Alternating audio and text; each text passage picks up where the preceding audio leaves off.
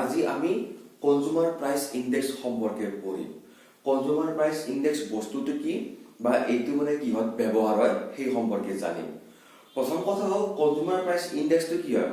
ইয়াৰ মানে কি কনজিউমাৰ মানে কি মানে কনজিউমাৰ কোন আমি কনজিউমাৰ যি মানে বজাৰত যে বস্তু কিনিব যায় তেৱে কনজিউমাৰ।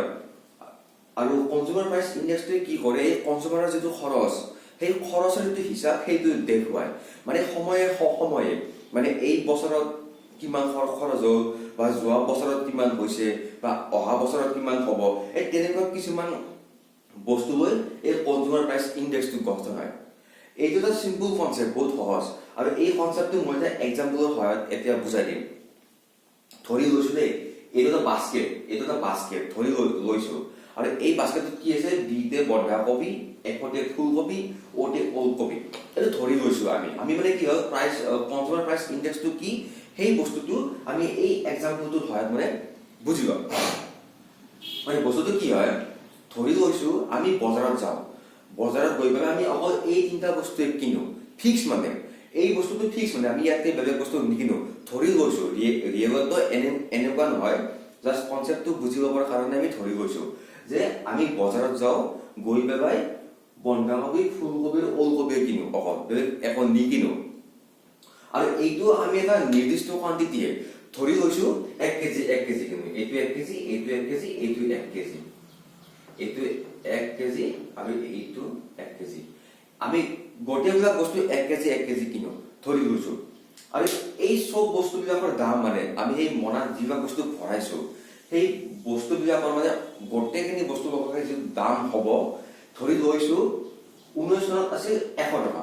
মানে 19 চনত যেতিয়া আমি বজাৰত গৈছিলো মাৰ্কেটত, যে আমি বন্ধাকবি, ফুলকবি, ওলকবি এক কিলো কিনিছো, গোটেইবিলাকৰ দাম লগাই 100 টকা হৈছিল। নেক্সট ধৰি লৈছো যে 2020 চনত কিনিছো সেম বস্তু সেম কোৱান্টিটি 125 টকা। নেক্সট ধৰি লৈছো আকৌ 2021 চনত তেনেকে সেম বস্তু সেম কোৱান্টিটি 150 টকা। এতিয়া কথাটো হ'ল ইয়াৰ পৰা কনজিউমাৰ প্ৰাইস ইন্ডেক্সটো কেনেকৈ উলিয়াম।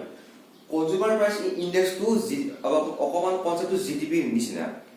জিডিপি যেনেকে বেচিয়াৰ এটা আছিলে, কনজিউমাৰ প্ৰাইস ইন্ডেক্সটো এটা বেচিয়াৰ লাগে। মই জিডিপিৰ ওপৰত ভিডিঅ' বনাইছো, আগত চালে গম পাবা। সো কনজিউমাৰ প্ৰাইস ইন্ডেক্সটো এটা বেচিয়াৰ লাগে। ধৰি লৈছো বেচিয়াৰটো 90, এইটো ধৰিছো বেচিয়াৰ। আমি জিডিপিটো তেনেকে এটা বেচিয়াৰ ধৰিছো ন, গতিকে এইটো ধৰিছো বেচিয়াৰ। এটা কনজিউমাৰ প্ৰাইস ইন্ডেক্সটো কেনেকৈ উলিয়াম, এইটো এটা ফৰ্মুলা, বাস্কেট প্ৰাইস কাৰেণ্ট ইয়াৰ। মানে ধৰি লৈছো আমি 2021 চনৰ উলিয়াম, ধৰি লৈছো বৰ্তমান 2021 চন চলি আছে ধৰি লৈছো। আৰু আমি এতিয়া মানে 21 চনৰ যিটো CPI সেইটো উলিয়াম, মানে কনজিউমাৰ প্ৰাইস ইন্ডেক্সটো উলিয়াম। সো ফৰ্মুলাটো কি, বাস্কেট প্ৰাইস ইন কাৰেণ্ট ইয়াৰ।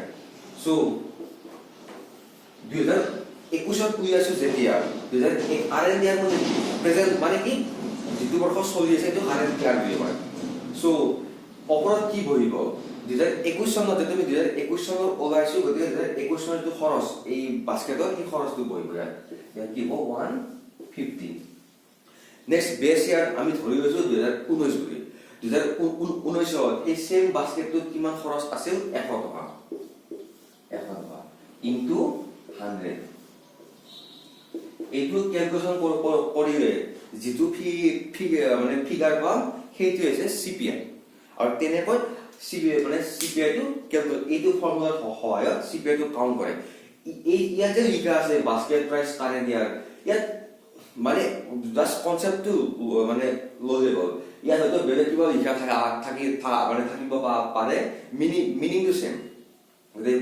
কিতাপত মানে ইয়াত কি লিখা আছে চাই ল'লে হ'ল, কিন্তু মানে কনসেপ্টটো সেম। মানে মই জাস্ট কনসেপ্টৰ কাৰণে বাস্কেট প্ৰাইস ইন কাৰেণ্ট ইয়াৰ বুলি দি দিছো, বাকি তাত হয়তো বেলেগ কিবা থাকিব পাৰে, কিন্তু কনসেপ্টটো সেম মানে।